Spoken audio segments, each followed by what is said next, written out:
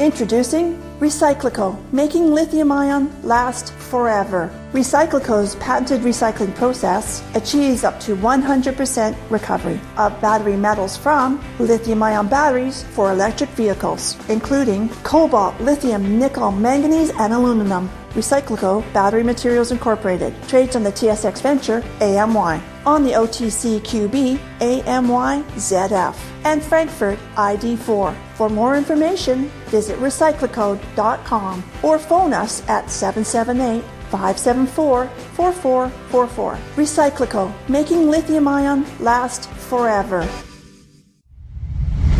You're listening to HowStreet.com radio, available online at TalkDigitalNetwork.com.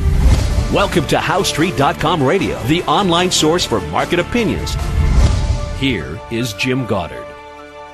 My guest is Mark Leibovit, editor and publisher of the Leibovit VR newsletters, also known as VRTrader.com. He's speaking to us from Arizona.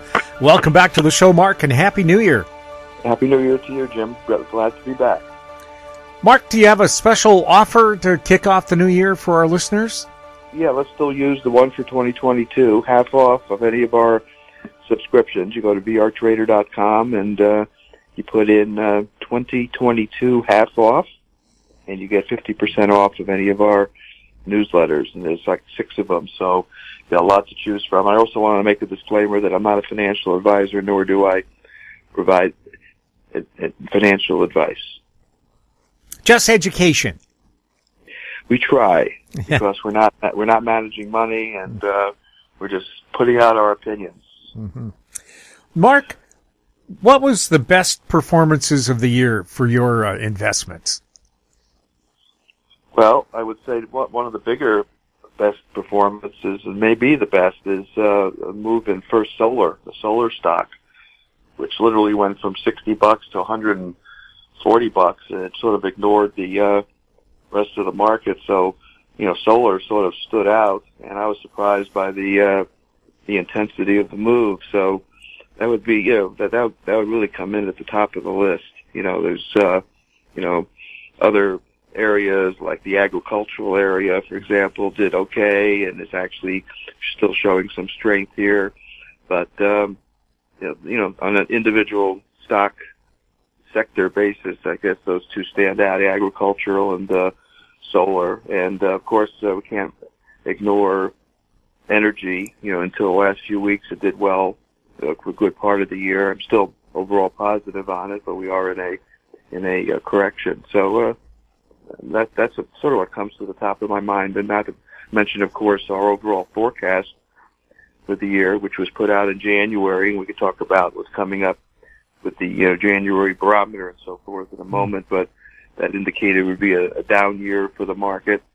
And we did a pretty good job in timing that as well, because we had, we also do a lot of work on the cyclical picture.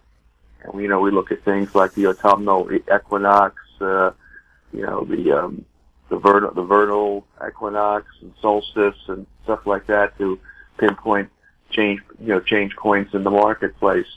So we had the vernal equinox in March, and that turned out to be a market low, and we timed that pretty well. We had the autumnal equinox in September, right near a trading low, and we just passed and intersected the winter solstice, which sort of deviated from that pattern, because actually the market had rallied into December relative to where it had been. So that was sort of interesting. So, putting those pieces together within the context of a down market, I think, was, pretty exciting. So let's see if 2023 can, bless us the same way. What were the biggest disappointments this year? Oh, gee, my God, there's so many disappointments. Not so much in the market, the political world, the way our government is running the borders, letting everybody in, breaking all our laws, our immigration laws, lack of concern for our safety and so forth, the ban on energy exploration and development here in North America.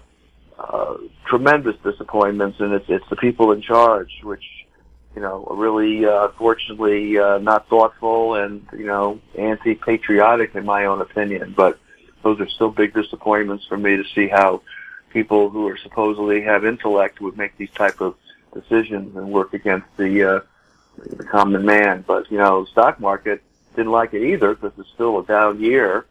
And I think if perhaps those positions were changed, the market may have gone in the opposite direction. And, the focus on the Federal Reserve, I guess I can throw in as well as a disappointment, because we've talked many times, and I've written about it, about how I feel the Federal Reserve is out of tune with reality, and in reality it should be abolished or modified in some significant way. Other economists and political leaders are beginning to agree with that thinking, that it's warranted its welcome in terms of its involvement in our economy.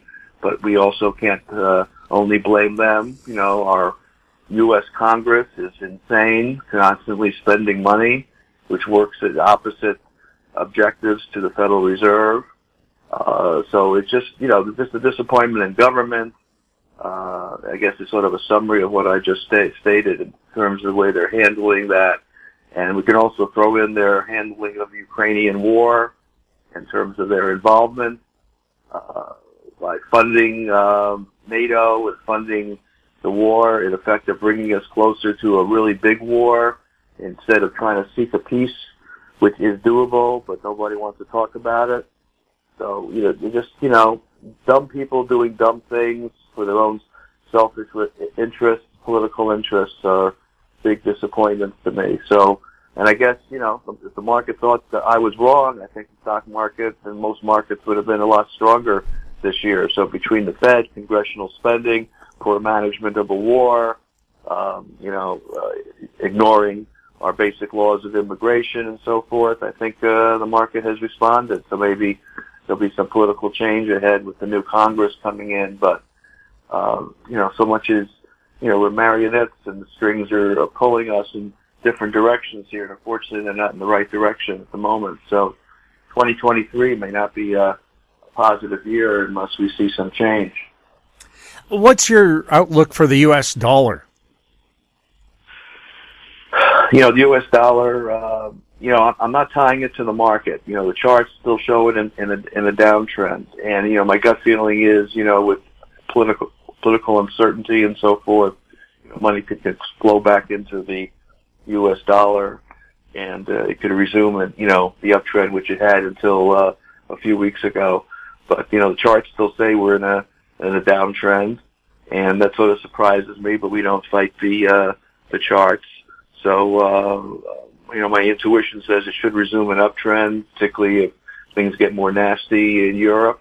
But, for now, let's watch it. Of course, the commodity markets are doing their own thing. As the dollar is weak, that would supposedly help futures and commodities. It's helped the agricultural sector, which I mentioned a moment ago, which did okay, and gold and silver have rebounded a little bit, but still nowhere near their big breakout levels, which I still think are coming because of all this political and financial instability and uncertainty and mismanagement.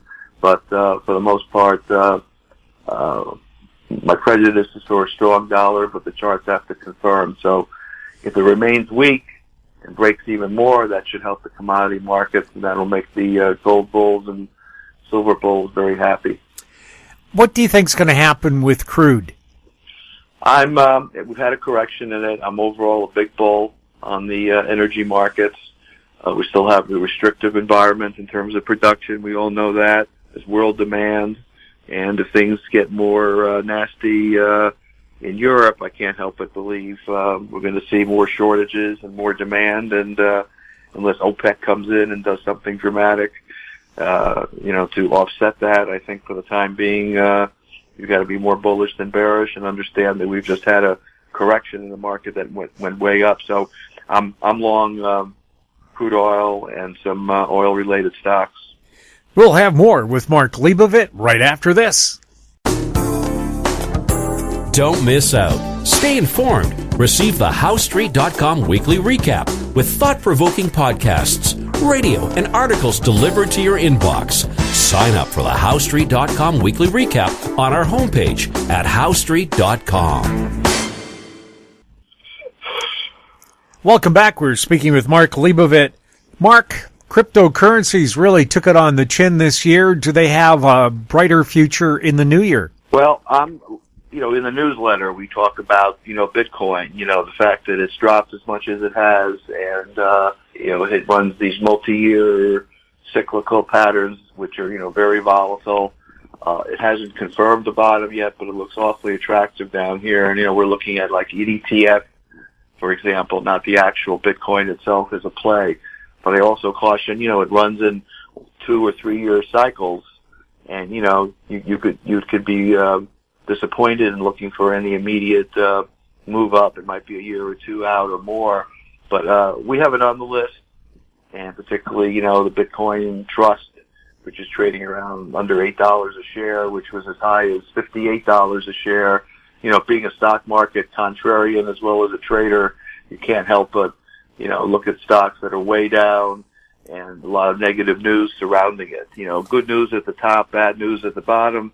So, part of my volume analysis is also cyclical analysis and contrary opinion and trying to put it all together. So, I don't think Bitcoin's going to zero. And if I take, more than a 1 year time frame, I think, holding a little bit is not such a bad decision. But how others are going to respond, XRP there's a lawsuit pending with the Securities and Exchange Commission. That's a big favorite. Ethereum is a favorite among a lot of people.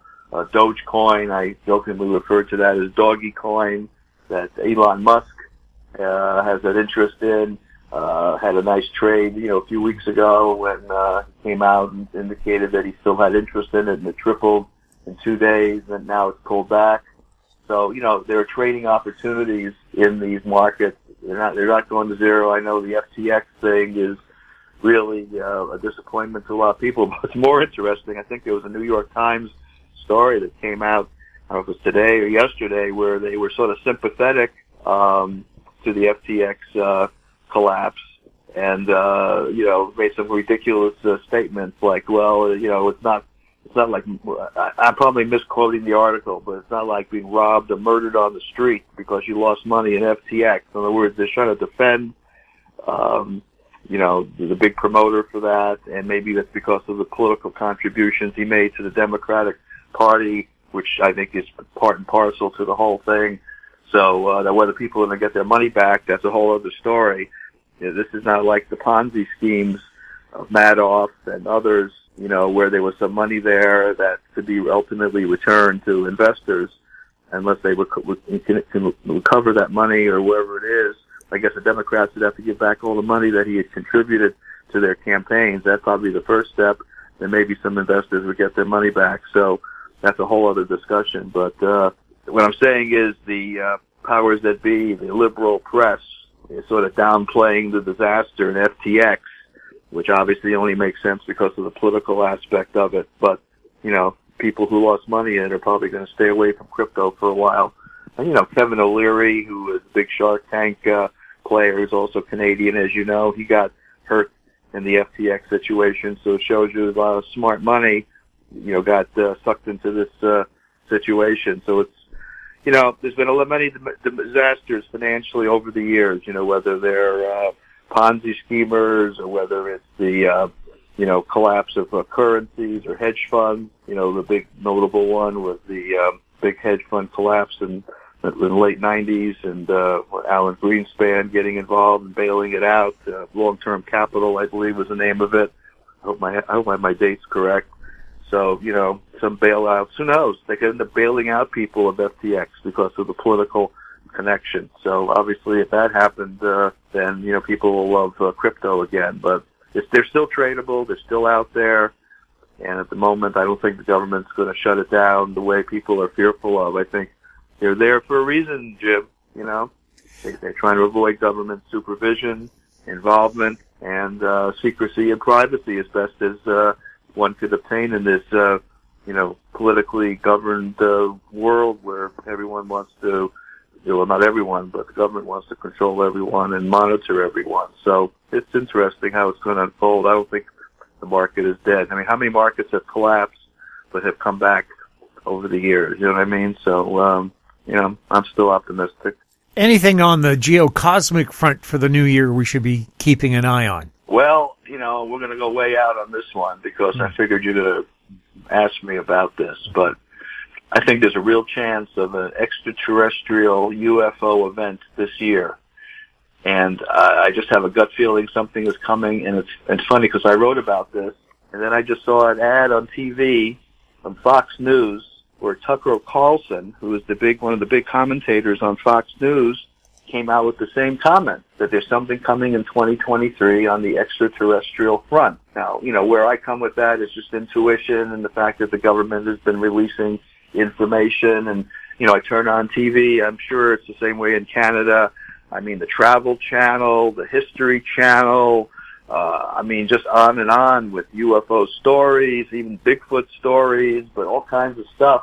And it seems like we're being prepared. But the question is, will it be a real event? Or will the secret space program, which very much exists, in my opinion, stages some type of false flag event to either scare people or to settle the matter in some way, to keep their secrecy? So don't be surprised in 2023 if there's some mass sightings or something wild happens and it makes big news. And whether it's really extraterrestrials or our own secret space program, which uses much of that technology, staging something. So this is, and again, when I see a national columnist like Tucker Carlson come out with a similar statement, he may know something, and no one's really talking about it. So, they scared us with COVID and with the vaccines and with the masks, and there are some food shortages around. You can't get eggs in some of the stores now. I don't know if you've noticed in Canada, but down here you go into Costco and there's no eggs on the shelf and some food shortages. Just crazy things happening. And, there's always the risk of the geocosmic with the volcanic activity and other things affecting the planet, since we have 47 volcanoes that are now erupting. But this, if I had to pick one interesting thing that might happen in this coming year, that might be it. Some type of UFO extraterrestrial event. So let's see what happens. Mark, thank you so much for chatting with us, and have a great New Year's Eve. And Happy New Year to you. We'll look forward to the early indicators that come in January for some sense of what 2023 may bring us. My guest has been Mark Leibovit, editor and publisher of the Leibovit VR newsletters, also known as VRtrader.com. He was speaking to us from Arizona. If you have any questions for Mark or any of our other guests, you can send them to info@HowStreet.com. Our YouTube channel is Talk Digital Network. Find us on Twitter @HowStreet. We're also on Facebook. I'm Jim Goddard. Thank you for listening. Comments made on HowStreet.com radio are an expression of opinion only and should not be construed in any matter whatsoever as recommendations to buy or sell any financial instrument at any time. Available online at TalkDigitalNetwork.com. HowStreet.com radio is a production of HowStreet Media Incorporated.